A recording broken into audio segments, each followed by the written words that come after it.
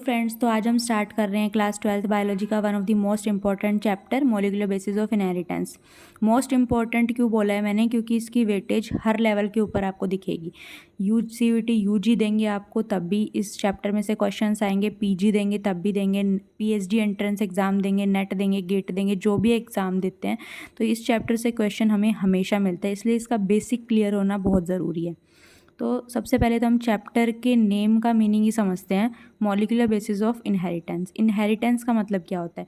Inheritance का मतलब होता है कोई भी फीचर या ट्रेट्स जो हमारे पेरेंट्स के अंदर है उसका ट्रांसफ़र होना, यानी कि किसी फीचर्स या फिर किसी भी ट्रेट का ट्रांसफ़र होना from one generation to another generation is called inheritance. Inheritance मतलब कोई भी ट्रेट, फीचर या फिर कोई भी ऐसा स्पेशल फीचर जो हमारे पेरेंट्स के अंदर है और वो ट्रांसफ़र होता है उनके बच्चों के अंदर, वही क्या होता है? इनहेरिटेंस होता है। मॉलिक्यूलर बेसिस का मतलब होता है कि DNA और RNA तक के लेवल के ऊपर जाके, यानी कि मॉलिक्यूलर लेवल तक जाके इनहेरिटेंस को समझना कि इनहेरिटेंस का बेसिक क्या है, कैसे ट्रांसफ़र होते हैं, वो सब हम पढ़ेंगे इस चैप्टर में। फर्स्ट टॉपिक है न्यूक्लिक एसिड। न्यूक्लिक एसिड दो टाइप के होते हैं, DNA और RNA। DNA is deoxyribonucleic acid, RNA is ribonucleic acid. इनमें क्या डिफरेंस है वो भी हम आगे देखेंगे, लेकिन सबसे पहले आते हैं न्यूक्लिक एसिड के ऊपर कि इसको हम न्यूक्लिक एसिड ही क्यों बोलते हैं। जब साइंटिस्ट डिस्कवर कर रहे थे जेनेटिक मटेरियल DNA और RNA को, तब उन्होंने देखा कि जो मोस्टली DNA और RNA होते हैं वो सेल के न्यूक्लियस के अंदर हमें मिलते हैं, इसलिए इनका नाम हमने न्यूक्लिक रखा। But why acid? Because DNA और RNA दोनों के ही बैकबोन के अंदर फॉस्फेट ग्रुप प्रेजेंट होता है, और फॉस्फेट ग्रुप जो है वो एसिडिक होता है नेचर के अंदर, इसलिए इसके नाम के आगे क्या आया? Acid. That's why we called it nucleic acid, because they are related to nucleus and both DNA RNA have phosphate in their backbone which are acidic in nature. That's why we called it nucleic acid. अब जो DNA और RNA है, जो यानी कि जो nucleic acid है, वो भी तो किसी चीज़ के मिलके बना होता है। जैसे हमारा घर है वो ईंटों का मिलके बना होता है, ब्रिक्स का, तो ब्रिक्स उसकी बिल्डिंग ब्लॉक हुई। बिल्कुल वैसे ही न्यूक्लिक एसिड के बिल्डिंग ब्लॉक्स होते हैं न्यूक्लियोटाइड, यानी कि न्यूक्लिक एसिड जो होते हैं वो न्यूक्लियोटाइड के मिलके बने होते हैं। अब जो न्यूक्लियोटाइड है वो भी तीन चीज़ों से मिलके बना होता है, sugar, phosphate group and nitrogenous base. Nucleotide जो है वो भी तीन चीज़ों से मिलके बना है। वो कौन कौन सी तीन चीज़ है? एक है शुगर, फॉस्फेट ग्रुप और नाइट्रोजन बेस। अब जो नाइट्रोजन बेस है वो भी 5 टाइप के होते हैं, adenine, thymine, cytosine, uracil and guanine. In 5 nitrogen base को डिवाइड किया गया हमने 2 ग्रुप्स में, एक होता है प्यूरिन ग्रुप और एक होता है पेरिमिडीन ग्रुप। प्यूरिन ग्रुप जो होते हैं वो डबल रिंग वाले स्ट्रक्चर्स इनके अंदर प्रेजेंट होते हैं, और जो पायरिमिडीन ग्रुप है इसके अंदर सिंगल रिंग वाले स्ट्रक्चर प्रेजेंट होते हैं। हमने यहाँ पे एडेनिन को एडिनोसाइन, ग्वानोसाइन, यहाँ पे थाइमिडीन एंड यूरिडीन, साइटिडीन क्यों लिखा है वो हम देखेंगे। उससे पहले देखते हैं न्यूक्लियोटाइड के स्ट्रक्चर को। न्यूक्लियोटाइड हमने देखा कि न्यूक्लियोटाइड जो है वो 3 चीज़ों से मिलकर बना होता है, sugar, phosphate group and nitrogen base. अगर न्यूक्लियोटाइड में से हम फॉस्फेट ग्रुप को रिमूव कर देते हैं तो वो न्यूक्लियोसाइड बन जाता है। न्यूक्लियोटाइड मेनली 3 चीज़ों से मिलकर बना है, अगर उसमें से अगर हम फॉस्फेट ग्रुप को रिमूव कर देते हैं तो वो न्यूक्लियोसाइड बन जाता है। जैसे कि ये स्ट्रक्चर पूरा एक न्यूक्लियोटाइड का है। कैसे? क्योंकि इसके अंदर एक शुगर ग्रुप प्रेजेंट है, पेंटोज शुगर, उसके बाद उसके अंदर नाइट्रोजनस बेस भी प्रेजेंट है और यहाँ पे फॉस्फेट ग्रुप भी प्रेजेंट है, यानी कि ये पूरा स्ट्रक्चर एक न्यूक्लियोटाइड का है। अगर इसमें से हम फॉस्फेट ग्रुप को रिमूव कर देते हैं तो बच जाता है हमारे पास न्यूक्लियोसाइड।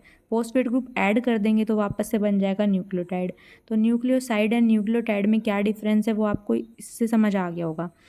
न्यूक्लियोसाइड एंड न्यूक्लियोटाइड के नेमिंग सिस्टम को समझने से पहले एक बार ये देख लो कि डीऑक्सीराइबोज और राइबोज वाली शुगर में डिफरेंस क्या होता है। डीऑक्सीराइबोज हम देख रहे हैं कि ये जो 5 कार्बन की शुगर है इसमें जो सेकंड नंबर पे हाइड्रोजन ग्रुप है इसके ऊपर ऑक्सीजन ग्रुप नहीं लगा होता, ठीक है, यानी कि ये डीऑक्सी है, यानी कि यहाँ से ऑक्सीजन जो है वो निकाल दिया गया है। दैट्स वाई हमने इसके आगे क्या लगाया? डीऑक्सीराइबोज।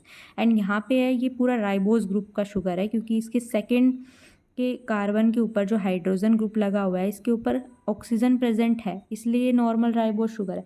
बट यहाँ से हमने सेकंड कार्बन के जो हाइड्रोजन ग्रुप से ऑक्सीजन को रिमूव कर दिया है, इसलिए हम इसको डीऑक्सी बोलते हैं और इसका नाम डीऑक्सी राइबोज शुगर DNA के अंदर, क्योंकि DNA को deoxy ribonucleic acid and RNA को राइबोन्यूक्लिक एसिड बोलते हैं। I hope you get this point. अब इस टेबल के थ्रू देखते हैं कि कैसे न्यूक्लियोसाइड और न्यूक्लियोटाइड बनते हैं। सबसे पहले एक बेस ग्रुप है, जैसे कोई भी नाइट्रोजनस बेस ले लो, एडेनिन, उसके अंदर शुगर ग्रुप ऐड करा तो वो न्यूक्लियोसाइड बना। जैसे एडिनोसाइन, ठीक है। उसके अंदर अगर हमने फॉस्फेट ग्रुप ऐड कर दिया फिर वो बनेगा nucleotide, adenylic acid AMP। AMP is adenosine monophosphate, क्योंकि इसके अंदर हमने एक फॉस्फेट ग्रुप ऐड किया है। इसी तरीके से जो भी न्यूक्लियोसाइड बनेंगे साइन ग्रुप उसके पीछे लग जाएगा, एक्सेप्ट साइटोसाइन, क्योंकि उसमें पहले से ही लगा हुआ है तो वहाँ पे साइटिडीन बन जाएगा। ऐसे यूरेसिल का यूरिडीन बन जाएगा। ठीक है, so you can go through this table for nucleoside and nucleotide. देखो, डीएनए के स्ट्रक्चर को समझने से पहले हमें एक पेयरिंग रूल पढ़ना होता है।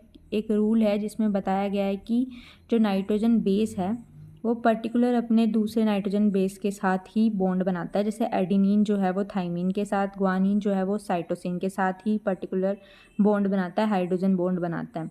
ठीक है, अब एक डीएनए का जो स्ट्रक्चर का मॉडल है आपको स्क्रीन पे दिख रहा है, डबल हेलिकल स्ट्रक्चर जिसको बोलते हैं, ये वॉटसन एंड क्रिक ने दिया था डीएनए का मॉडल। इसमें जो कलरफुल बीच में लैडर्स लगे हुए हैं, लैडर टाइप के, ये है बेस पेयर जो आपस में बॉन्डिंग कर रहे हैं। इसमें एक मेजर ग्रूव है एंड एक माइनर ग्रूव है। अगर हम इसको और ज़्यादा जूम करके देखेंगे तो आप देख सकते हो कि कैसे दोनों साइड जो डबल स्ट्रैंडेड डीएनए में दोनों साइड के जो स्ट्रैंड के अंदर नाइट्रोजन बेस लगे हुए हैं, कैसे उन दोनों साइड के नाइट्रोजन बेस के अंदर बॉन्डिंग हो पा रही है। ठीक है, तो इस तरीके से हमारा एक डबल हेलिकल स्ट्रक्चर बन जाता है जो कि वॉटसन एंड क्रिक ने दिया था। So guys that's all for this video. Next video में हम डीएनए के स्ट्रक्चर को एकदम डिटेल में पढ़ने वाले हैं कि क्या मेजर ग्रूव्स होते हैं, क्या माइनर ग्रूव्स होते हैं, लेंथ कितनी होती है, कैसे डिस्कवर किया था, ये सब कुछ। So stay tune for that.